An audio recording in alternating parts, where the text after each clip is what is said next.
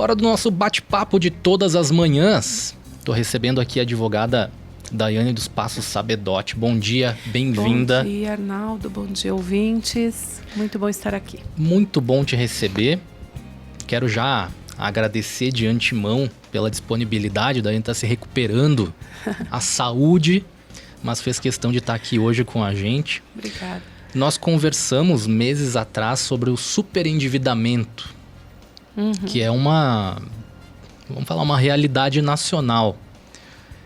E quando a gente conversou, a gente falou, por exemplo, que a dívida da população alcançou quase 80% da população. E isso gerou muito engajamento. Comentários no nosso site, e-mails que foram mandados, WhatsApp, enfim. E aí eu resolvi ver se tu gostaria de tirar essas dúvidas. Sim. Aí fico muito feliz que tu aceitou esse convite, porque são muitas dúvidas mesmo. Acho que não tem necessidade de a gente repassar o que é o tema, né? O superendividamento. Mas uma pergunta que eu achei muito interessante e que não tinha me ocorrido é, por exemplo, qual é o primeiro passo do teu atendimento quando alguém chega ao escritório em situação de endividamento? O primeiro passo quando a pessoa... Eu sempre digo que tem duas formas de eu fazer essa análise, né? Porque como eu atendo muitas pessoas de fora, que eu tenho propaganda, né? Então, as pessoas, às vezes, elas não me conhecem, então são de cidades distantes que não podem vir num atendimento presencial. Então, eu disponibilizo duas formas. Uma forma é a pessoa me mandando o contra-cheque dela, o último, e o extrato do último mês corrido, o extrato bancário, onde tem os descontos. Certo. E daí, com isso, eu consigo fazer uma análise. Caso a pessoa ela fica meio envergonhada ou com medo por conta dos golpes, né? Então, eu peço para ela me mandar por escrito esses valores, né? O que eu analiso? O valor bruto que a pessoa recebe, né, no contra-cheque, o valor que é descontado de imposto de renda, valor que é descontado de previdência, se paga pensão alimentícia também eu analiso, que é descontado no contra-cheque. Faço todo esse cálculo, depois eu vejo quantos consignados, o valor do consignado, quando que vence aquele consignado, para ter uma noção geral. Eu faço, então, um relatório preliminar para esse cliente. E o que consta nesse relatório? Bom, hoje tu estás ganhando, vamos arredondar, 10 mil limpo, né? O teu bruto é 12, mas com os descontos está ganhando 10. Então, a gente já sabe que pela nossa jurisprudência, e não pela lei, mas pela jurisprudência, o juiz tem fixado limitado em 35%. Então, por aqui, se o teu limpo é 10 mil, eu já sei que até 3.500 é o que a jurisprudência vai limitar ali, tá? Aí eu vou somando os consignados, limite da conta, cartão de crédito, todos os empréstimos que a pessoa tem, que é descontado lá no extrato, direto na conta. Aí a gente chega, às vezes, em situações que ela ganha o bruto 12 e ela está pagando 13, somando tudo.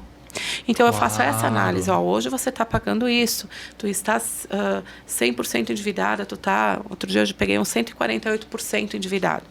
Né? Com a ação de repactuação, tu vai limitar, então, para 3.500 e esse outro valor que tu estava pagando a mais, ele vai sobrar. Por que eu digo que ele vai sobrar? Porque a pessoa, ela tem ela tem o mínimo existencial dela, ela tem, às vezes, aluguel, combustível, alimentação, medicamentos. Então, não é que vai sobrar, mas ela vai ter esse valor para direcionar para isso, que antes não estava tendo. Perfeito. E também no meu relatório já consta, por exemplo, assim, a longo prazo. Bom, a longo prazo, se continuar dessa forma, você vai pagar 570 mil, por exemplo. Mas com a ação que limita, e é 60 meses para pagar, você vai conseguir quitar essa dívida por 200.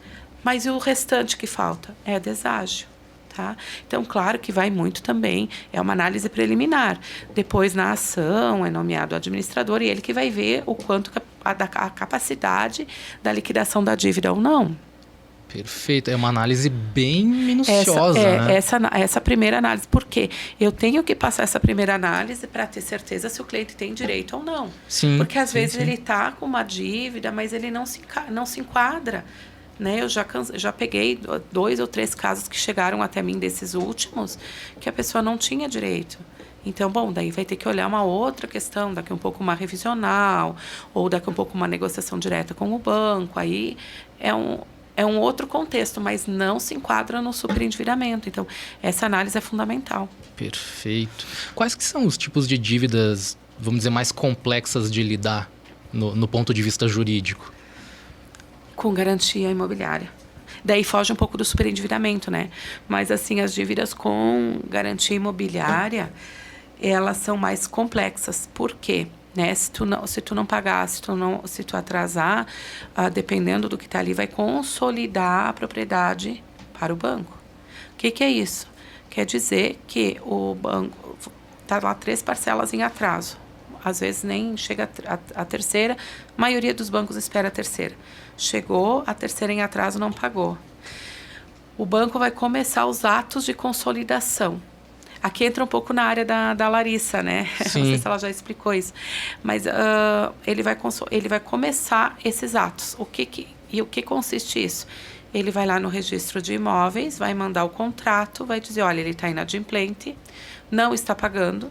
O registro de imóveis vai até a pessoa, até a propriedade, enfim, e diz, olha, tu está pendente aqui de pagamento, tu tem tantos dias para quitar o valor que está em aberto.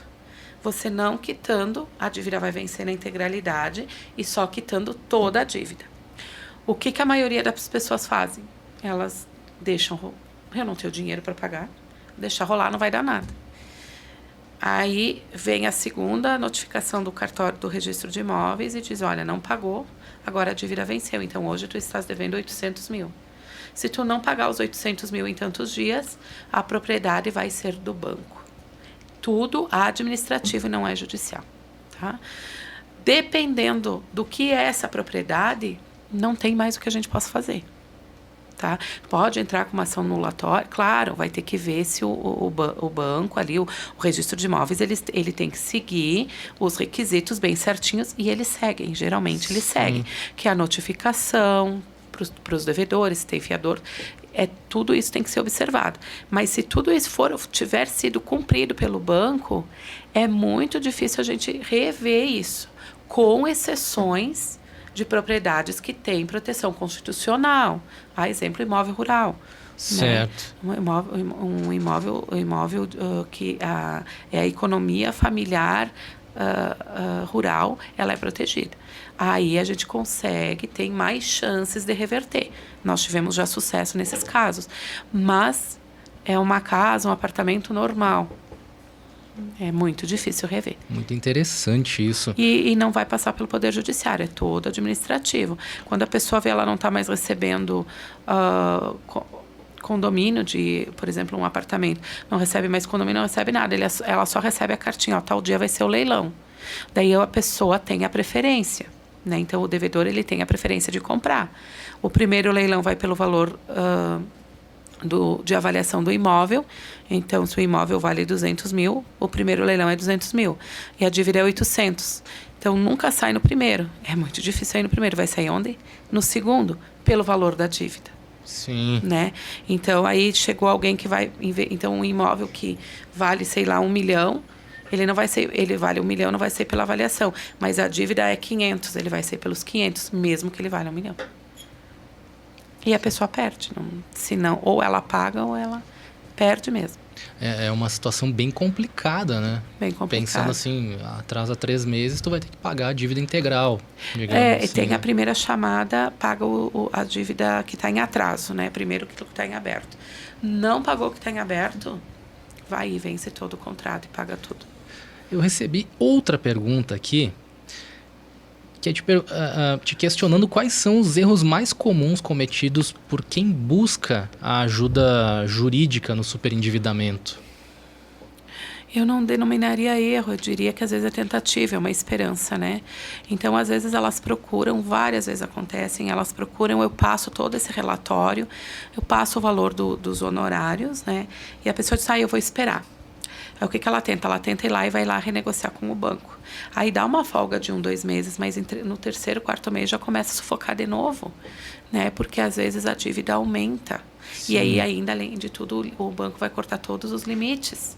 Então, antes a pessoa estava girando com aquele limite, e aí ela foi lá, renegociou, perdeu os limites, porque ela achando que fazendo isso ia melhorar, e não melhora. Então, daí agrava a situação. Então, eu acho que, às vezes, é o medo que a pessoa tem, justamente, às vezes não conhece, diz, será que eu vou fazer e vai dar certo? Eu vou gastar isso com um advogado e eu já estou endividada, mas a gente, né, advogado, não vai viver da luz, a gente precisa dos honorários, né? E dependendo, claro, da qualidade técnica, tem que cobrar mesmo. E então elas ficam nessa dúvida. Eu acho que isso é o pior, tá? Claro que quem me busca e quem já passou pelo meu atendimento sabe que eu sempre faço uma proposta de honorários para cada cliente. Não vai ser sempre a mesma. Sim. Se tu vier me procurar, se o fulano vier me procurar, vai depender da tua capacidade de pagamento. Porque a grandiosidade do meu trabalho está em te ajudar, mas não é para te endividar mais. É para te sair com dignidade, eu receber o que é justo também, mas tu também continuar seguindo a tua vida. Então, eu não vou... os honorários que eu passo nunca são iguais um para o outro, e a forma de pagamento também. Porque vai depender da capacidade de pagamento daquela pessoa. Sim, perfeito. Né? Então, justamente já para flexibilizar, que a pessoa se sinta à vontade dentro daquilo, das condições dela, né? Em média, quanto tempo leva um processo de repactuação até que haja uma resposta judicial? Olha, agora, nessas últimas semanas, eu acho que eles fizeram um mutirão lá no núcleo do superendividamento. Mas ele está levando de 45 a 60 dias para ser analisado a liminar. A liminar, tá? Depois disso, depois que é analisada a liminar, às vezes a gente tem que fazer recurso, porque não ganha liminar no primeiro grau, a gente vai para o tribunal. Aí tem a audiência depois, a defesa. Olha, até o final ali a gente está levando... Eu tenho processo que já faz 3 anos que está tramitando e não está nem perto ainda da sentença. Mas a liminar sai geralmente... Era para sair bem antes, tá? Mas o núcleo diz assim, a gente liga para lá e diz, não, mas a gente tem 15 mil processos na mesma situação, com liminar e todos com o salário tomado. Então, segue a ordem cronológica. Então, ela está demorando a liminar mais ou menos de 45 a 60 dias. Às vezes até mais. Nesse meio tempo, o cliente, uma vez tu tinha explicado um depósito em juízo, é isso? Não. Aí seria uma consignação em um outro tipo, não no superendividamento. Perfeito. Não, no superendividamento não. E nesse meio tempo, até não sair a liminar, continua igual. O que alguns clientes fazem é fazer portabilidade para tentar respirar um pouco. Só que faz a portabilidade, o banco tem ficado com o que é consignado e pega mais 30% e depois passa o que sobrar. Às vezes, para alguns, ainda é uma saída, porque ainda, tirando os 30%, vai sobrar alguma coisa. E se deixar lá, não vai sobrar nada. Perfeito. Então, tem clientes que ainda optam por fazer isso até sair a liminar, tá? Tem 2 perguntas que a gente recebeu que eu acho que eu separei aqui como um tom de curiosidade do teu trabalho. Uhum. A primeira diz assim, como você trabalha com clientes emocionalmente abalados pela situação financeira? É difícil mesmo. A maioria, se eu disser para vocês assim, a maioria dos clientes de superendividamento eu nunca vi. Eu nunca vi eles, porque eles não querem nem fazer chamada de vídeo. Não, nem a voz, às vezes, eles querem gravar áudio. Eles escrevem. Aí o que eu faço? Eu me disponho, porque a pessoa endividada, ela tem vergonha. Então, às vezes, ela tem muita vergonha, ela não entende por que ela chegou nesse ponto, né? Tá ganhando um bom salário, mas tá que não tem realmente, não sobra para comer. É vários casos que chegam. Então, o que eu tento conversar com essa pessoa de uma forma mais amigável, mais amistosa, acolhedora, para que ela também se sinta bem, né? Eu não estou aqui para julgar ninguém o porquê que ela chegou nessa situação, eu estou aqui justamente para ajudar a ela sair. Então, eu faço, e também eu dou essa possibilidade, olha, tu quer fazer uma videochamada? Ou tu quer que eu grave um áudio aqui? Ou tu quer que só por aqui? Eu quero só por aqui. Então, assim, se eu disser para vocês, eu acho que dos últimos atendimentos que eu tive ali, que eu fechei contrato, eu não vi o cliente. Se eu vi, foi um. Então, tipo assim, de 10 eu vi um e não chega a 10. Eu acho que foi de 20, eu acho que eu fiz um. Eles não querem fazer. Então, ou é por telefone, ou é por áudio mesmo que eu vou explicando, e daí eles vão tirando as dúvidas, e se dá assim, né? Perfeito. E a última pergunta que a gente recebeu, a senhora já encontrou situações em que a dívida se tornou juridicamente impagável? Se continuar do jeito que está, é impagável. Tem muitos casos que é impagável. Se não fizer, não tomar uma atitude como a repactuação, por exemplo, ela é impagável. Por que eu digo que ela... Ou ela é impagável, ou ela leva a pessoa a fazer algo contra si, porque o desespero é muito grande. Porque tu pensa tu trabalhar o mês inteiro, ou quem já é aposentado, tá? Passar o mês inteiro, tu não ter dinheiro para comer, tu ter que depender da ajuda dos teus familiares para comer, porque o teu salário fica integralmente para o banco. Então, é uma situação que, se deixar assim, ela se torna impagável, né? Então, porque a pessoa ganha 10 e está pagando 13. É ok, ela vai pagar, ela está pagando, tá, mas e como que ela está vivendo? Como que ela está sobrevivendo, porque não é nem viver, ela está sobrevivendo. E é uma coisa importante que a gente não trouxe nos outros, e é uma coisa que me deu, assim, que conversando, né, com os clientes, a gente vai se dando conta também. Muitos servidores do Estado, a situação não começou porque eles foram lá no banco e pediram.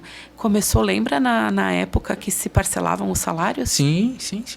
Muitos começaram ali e dali para frente não deram mais a volta. Porque se tu tá programado para receber X, mas o teu empregador de mês que vem não vai receber nada. Tá, mas e as tuas contas? Ah, não, mas aí a gente vai abrir linha de crédito lá no banco, vinculado a nós. Aí tu vai lá e faz um empréstimo lá, tu vai conseguir. E aí foi. Então, muitos casos, não estou dizendo que é todos, sim. Mas tem muitos casos que essa situação de endividamento começou lá no parcelamento dos salários, tá? E virou uma bola de neve. Uma ação de... Acho que tem uns 10 anos que aconteceu isso, né? Foi do governo do Estado, né? Foi do governo do Estado, acho que foi o Sartori. Mas eu acho que antes do Sartori teve alguma coisa semelhante também de atraso nos pagamentos, né? Sim. O Sartori acho que parcelou, se eu não me engano, que faz tempo mesmo, faz não me tempo, recordo. Mas conversando com os clientes, eles disseram, olha, eu me lembro bem nitidamente que foi lá. Puxa vida. E é desde lá que essas pessoas vêm lutando. Isso eu estou falando de servidor, mas é claro, a lei não é só para servidor, ela é para todos, né? Exato. Ela é para todos. Então, assim, às vezes um pensionista do Estado está super endividado, né? Então, tem que cuidar também, porque acaba o limite do contra-cheque. Vamos fazer um CDC direto na conta. Aí entra na conta, só que o salário entra onde? Naquela conta. Então, de um jeito ou outro, o banco vai receber. Perfeito. Muito bom a gente poder conversar. Te agradeço por ter vindo, esclarecido todas essas dúvidas. Lembrando, dúvidas que a gente recebeu dos ouvintes aqui. Achei muito, muito interessante. Quem ainda tem dúvidas, pode acionar a equipe da Daiane lá no Instagram. Isso. Daiane dos Passos Sabedote. Tudo junto, Daiane dos Passos Sabedote. Botar Daiane dos Passos já vai aparecer. Isso. E aí pode mandar pelo direct que a gente vai respondendo as dúvidas também, né? Se quiser agendar uma entrevista, uma reunião, pode ser online, ou não quiser porque tem vergonha, pode mandar a mensagem que a gente faz, como eu falo, por áudio às vezes, né? A gente faz esse acolhimento da pessoa naquilo que ela precisa. Um acolhimento da maneira mais confortável para todos. Exato.